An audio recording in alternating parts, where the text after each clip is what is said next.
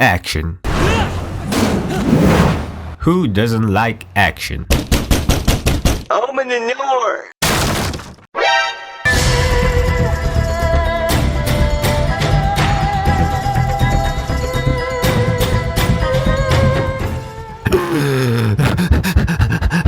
March 2nd, 2025.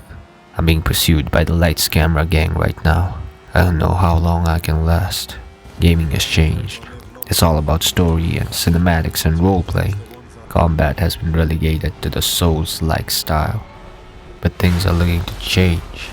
And we must keep the legends of past close to our hearts if we want to move into a bright future. If this be my last breath, let it breathe in love of the action-packed soul of Sleeping Dogs. The following is what Controller's diary entry. Sleeping Dogs taps into the heart of what video games are all about: fun. Everyone is impressed by realistic physics, but no one ever says, "Wow, that was so badass." No one says, "Wow, that was so funny." No one says, "I love you, Web Controller." But when you slide on top of a desk and go into slow-mo, dodging bullets and blasting heads, everyone in the room, be it man or huz, is going to be drawn to the screen with awe in their eyes. And who's doing all this? Who's the star of the show? You. Parkouring in tight alleyways, jumping on top of cars, mastering martial arts, everything cool you could do in real life if you actually put effort, you can do in Sleeping Dogs without any hassle. Now some might hear that and take it as a negative, that the game doesn't demand a lot of you.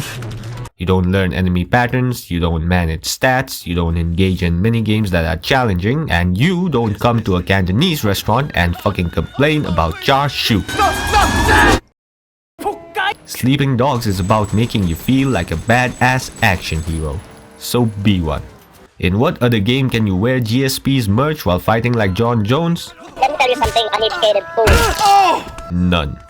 And it's not just the gameplay, in the story as well, you don't take shit from anyone. Not from the Triad members, even when you're a newbie. I work my ass off all day, so fuck off and grow up. Not from your higher-ups in law enforcement. Definitely not from a woman. Just kidding. You don't have any reason for conflicts with women at all. You are a Giga Chad who always gets the girls. This is your second meeting with this girl and you two are already entwined like my fingers when I promised to stop worrying about women's safety. All that while she's talking about how a guy who's probably also trying to riz her gave her her dress. And what does the guy think about you? I don't know. I hope he likes me. Well, I don't know about the guy, but I think you're pretty cute. How much game can you have? Too much for me, I'm afraid. It's too wish fulfillment-ish. Almost as cringe as my segue now. Here's the setup for the story. There's a setup. A drug deal goes bad and the main man Wei Sheng is caught by the police, but the players are the ones being set up. Because surprise surprise, Wei is also an officer, and he's about to get in touch with some old friends. It paid off though. I made contact with Jackie Ma. All of Wei's friends are part of the Water Street Boys, a relatively low-ranking Triad family. But over the course of the game, Wei is going to move up in the ranks so he can dismantle the organization from the inside. Go ahead and tell Penju that I just met the chairman of the Sun On Yi. The chairman? That's his official duty anyhow. He has some personal scores to settle as well. Hey, tell your sister give me a call, huh? I wouldn't mind giving her a mouthful. Will he be able to stick to his moral codes, or will the fire of vengeance burn all that is good within him? Now I'm gonna be the poke guy who goes to a Cantonese restaurant and complains about the char siu for a moment. This is the problem. Because the story is interesting but fails from reaching its true potential. I know action movies put action first and games put fun first, but there is just one connecting thread that took me out of the story for the most part. And it could have been much better. Wei is a dangerous man. He could probably take on the entire city alone, non-canonically. But even in the story, he keeps making serious trouble for his enemies, and yet they keep underestimating him. Spoilers ahead, but what were the villains thinking?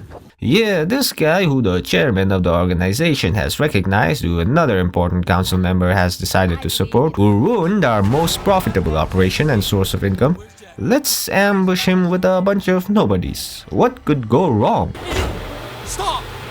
Stop! It also didn't make sense to me that Wei got the support from one of the Red Poles, but that didn't matter. Other families came after him anyway, and no extra backup nor a word of concern was given to him. You could say that was part of the scheme, bro. Broken Nose got Wei to support her but didn't provide him support in return, except for the one last thing which I'm not going to mention because spoiler section ends now. But I'm not buying it. And finally, the ending sucks. The twist I didn't care about all that much because it didn't concern people I cared about, and Wei ended up in a position that just makes no sense. I have nothing but respect for that Sun On Yi. The best writing, my friends, is in Wei's phone. Read the entries on all the characters or else I'm gonna suck your dick and make you gay. It's for your own good. Oh yeah. Now, when I said phone, you might have gone, wow! You can call your friends in this game like in GTA? Nah. It's all scripted. And after you're done with someone's missions, they aren't even there in your contacts anymore. I guess Sleeping Dogs is actually a psychological thriller. Does Wei have friends? Is he dreaming? How do these random people know his name? Thanks, Wei. Enjoy. Boss, I'm watching. Like any beloved movie, you're not going to question the greater vision of the director, so let's put that under the rug and focus on a smaller scapegoat. You, camera guy, what's going on here? You know the non-primary antagonist in action movies who keeps hassling the main character throughout without posing too much of a threat? Think Black Cat in Spider-Man. That's the vehicle camera in Sleeping Dogs. But without the porn. Wait a minute. All action movies have some sort of intense set pieces or explosions or chase sequences, but it's the little hasta la vista babies that tie the experience together.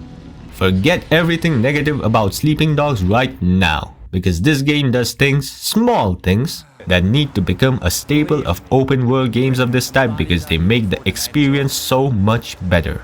Grand Theft Auto 6. I know you won't listen to me because you are not alive, but let waypoints exist in the game world as well, not just a minimap.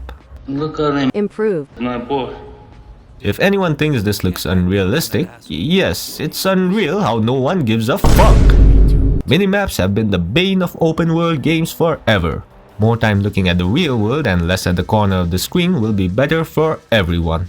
Next, the way in which cars and bikes are stored permanently in garages around the world in this game is super convenient. Your vehicle teleporting from one parking spot to another might not fit in a game that's less out there than Sleeping Dogs, but you also have the valet system, which is limited in this game since it doesn't work during missions and you need to pick what vehicle he delivers at a garage without an option to just tell him on the phone. But an improved version of the system would do wonders in newer games. And finally,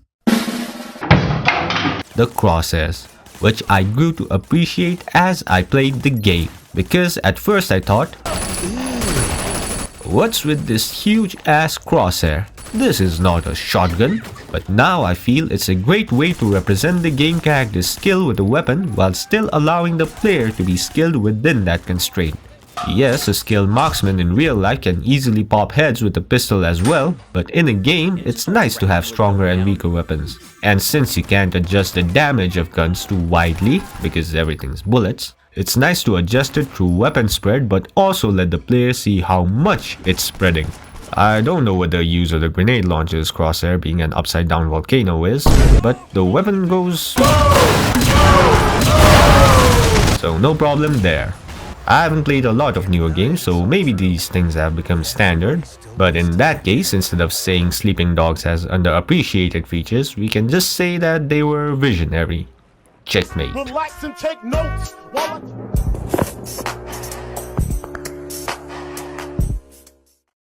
So, Sleeping Dogs. The story could be better, some smaller things like side content and camera could be better, but that is not what you will take away from the game at all. It will be memories of bullet time battles, fighting 50 monks at once, balancing triad and police life, all the good stuff. It's a high-octane fest of action. And although it's not a masterpiece in my books, I know for sure that I'll replay it again sometime. It's sad that there's no sequel, and we'll never see how much United Front could improve on it. But you can see how much I improved by subscribing and turning on notifications. And also check out my other videos if you like this one. Thank you and bye bye. You in the habit of challenging doctors, nurse?